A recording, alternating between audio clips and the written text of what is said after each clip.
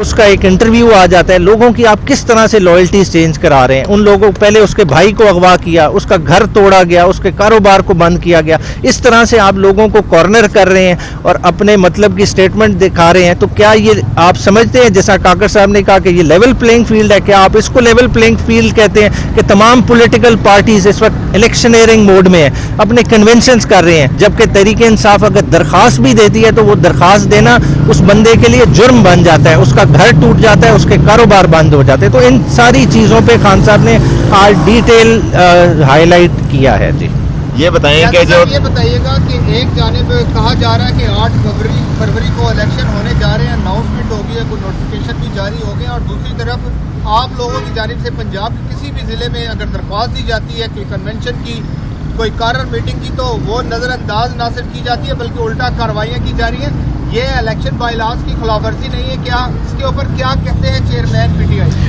वो इस पे चेयरमैन पीटीआई भी और शाह महमूद कुरैशी साहब वाइस चेयरमैन साहब दोनों का मौक़िफ़ ये था कि ये बिल्कुल तहरीक इंसाफ को स्पेस नहीं दे रहे कि वो किसी सूरत में भी इलेक्शन लड़ सकें, और जो दरख्वास्त देना बंदों के लिए जुर्म बन जाता है कि दरख्वास्त आती है तो पूरी तरह से उस बंदे को पीनलाइज किया जाता है, उसे डिफरेंट सर्कल से फ़ोन आते हैं कि आपने दरख्वास्त क्यों दी है, और उन पे मुख्तलिफ तरह के पर्चे काटे जाते हैं। और इसकी वाज़ेह मिसाल काना के इंसिडेंट में अफजाल अजीम पार्ट है, वो आज भी एटीसी की हिरासत में है, कल उसका दोबारा से रिमांड हो गया, हालांकि पुलिस केस को डिस्चार्ज लिख के आई और उसमें कोर्ट में उसको जुडिशल कर दिया। तो ये सारी चीज़ें सामने है, ये ढकी छुपी नहीं है। बेसिकली एक सिलेक्ट करके लाना चाहते हैं हुकूमत को, और ये नहीं समझ रहे। जो खान साहब का मौक़िफ़ था कि देखें ईस्ट पाकिस्तान में आपने सबसे बड़ी क्या गलती की, उन लोगों में को हिब्बुल वतनी की कोई कमी नहीं थी। अगर आप उन लोगों को इंटरव्यूज़ करें, खान साहब का क्रिकेटिंग एक्सपीरियंस वहाँ जाते रहे, वो कहते हैं उनमें हिब्बुल वतनी हम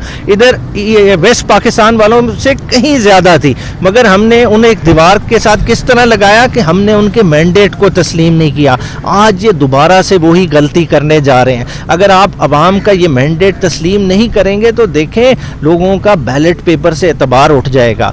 खुदारा ये ना करें, कौम को एलिनेट ना करें। डेमोक्रेटिक प्रोसेस के थ्रू गवर्नमेंट चेंज होती रहती है और ऊपर नीचे होती रहती हैं, कभी किसी की पसंद की आ गई, कभी किसी की पसंद की। तो इन लोगों को अपना राइट टू वोट एक्सरसाइज करने। अच्छा सर, एक बात कहिए, जैसा कि आप कह रहे हैं कि लेवल प्लेइंग फील्ड नहीं दी जा रही, अगर आप ये कहते हैं कि लेवल प्लेइंग फील्ड का नहीं दी जा रही, ये हालात हैं, आपकी टीम जो है, खान साहब की टीम तो मुकम्मल नहीं है, बहुत सारे लोग छोड़ के चले गए।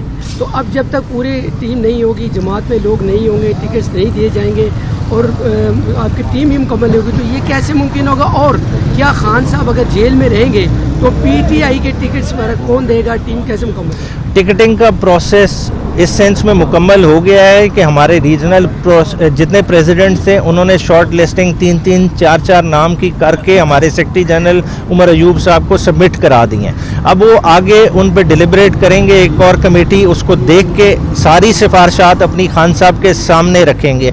वाहिद बंदे पाकिस्तान तहरीक इंसाफ में खान साहब हैं जो टिकट डिसाइड करने का इख्तियार रखते हैं, और वो ये इख्तियार इस्तेमाल करेंगे और पार्टी इलेक्शन लड़ेगी। जहाँ तक बंदों छोड़ने की ताल्लुक है, देखें पीटीआई में अगर आपने देखा होगा कि एक बंदा छोड़ता है तो 4-5 बंदे उसके बैकअप में खड़े हैं और बाकायदा उसी के कद काट के लोग खड़े हैं। हमें उस तरह का कोई प्रॉब्लम नहीं है। और ख़ास तौर पे अब जिस तरह से लॉयर्स की एडिशन हो रही है, जैसा सलमान अकरम राजा साहब हो गए, दूसरे लॉयर्स हो गए, वो भी इंटरेस्ट शो कर रहे हैं इलेक्शन लड़ने में, तो ये बड़ी खुशाइन बात है। मैं समझता हूँ कि एक डिफरेंट तरह की पार्लियामेंट पहली दफ़ा पाकिस्तान में तहरीक इंसाफ देगी। जिस तरह आप वेस्टर्न डेमोक्रेसीज में देखते हैं कि पढ़े लिखे लोगों का, टीचर्स का, डिफरेंट तरह के तबके के, इवन माइनर्स तक पार्लियामेंट में पहुंचते हैं, मगर पाकिस्तान में इजारादारी थी एक दो तरह के तबकों की, या लैंडलॉर्ड थे या इंडस्ट्रियलिस्ट बैठते थे इस पार्लियामेंट में। इंशाल्लाह ताला वो अब landscape through Tehreek Insaf change होने जा रहा है। उमर साहब ये बताइएगा कि आप खान साहब के वकील होने के साथ साथ उनके तर्जुमान भी हैं। कल खबर मोनिका का एक इंटरव्यू आया जिसका बड़ा चर्चा है, उस हवाले से कोई गुफ्तगू हुई, उन्होंने कुछ कहा? देखिए खान साहब ने इस चीज़ का पहले भी तकरीर में जिक्र किया था कि जब इनको कुछ नहीं मिलेगा तो ये घर की औरतों के बारे में बात करेंगे। देखिए ये किसी भी लेवल पे जा सकते हैं, और आपने कल सोशल मीडिया पे देख लिया कि किस तरह से उस चीज़ का तिया पांचा हुआ है कि आप बंदों को अरेस्ट कर लेते हैं, पहले इंटरव्यू रिकॉर्ड कराते हैं, बाद में बेल पे छोड़ते हैं। तो ये चीज़ें खान साहब को के लिए कोई बॉदरेशन नहीं है।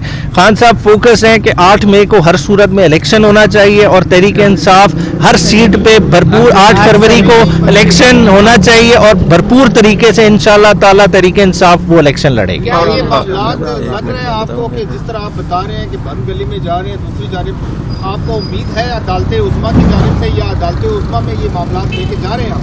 नहीं, क्या चीज आपने दोबारा रिपीट किया? मामलात को अदालत उस्मा में लेके जाएंगे? जी, फ्री एंड से इस पे खान साहब बाकायदा चीफ जस्टिस ऑफ पाकिस्तान को एक ओपन लेटर लिखने जा रहे हैं। वो इंशाल्लाह ताला आज या कल में आपके सामने आ जाएगा, तो उसके बाद बॉल कोर्ट होगी सुप्रीम कोर्ट के। हाँ जी, जा रहे हैं। हाँ जी। और Thank you, इसके अलावा आज खान साहब ने एक और चीज़ नोट कही कि इकनॉमिक स्टेबिलिटी जो है ना वो पॉलिटिकल स्टेबिलिटी से के साथ मशरूत है। उन्होंने मिसाल दी सिंगापुर की कि सिंगापुर में 1960 में पाकिस्तान की इकानमी उसके नीचे थी, लेकिन आज सिंगापुर कहाँ पहुँच गया और पाकिस्तान कहाँ पहुँच गया है। जब तक इकनॉमिक्स और पॉलिटिकल स्टेबिलिटी नहीं आएगी मुल्क आगे नहीं जा सकता। ठीक है, बहुत साहब ये बताएं आखिरी क्या ये जो आज दहशतगर्दी केसों की अबूरी जमानतों का केस था उसमें क्या था?